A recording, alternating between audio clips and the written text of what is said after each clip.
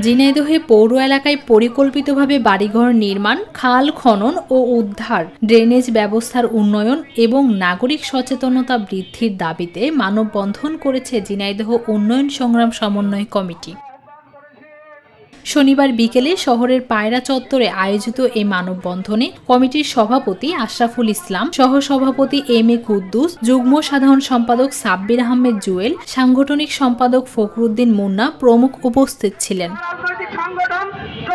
বক্তারা বলেন, একসময় রোল মডেল পৌরসভা হিসেবে পরিচিত ঝিনাইদহ পৌরসভা বর্তমানে নিষ্ক্রিয় হয়ে পড়েছে। পরিকল্পনাহীনভাবে বাড়িঘর নির্মাণে পরিবেশ হচ্ছে নোংরা ও অস্বাস্থ্যকর। দ্রুত এই সমস্যার সমাধান ও সচেতনতামূলক প্রচারণা চালানোর দাবি জানান তারা।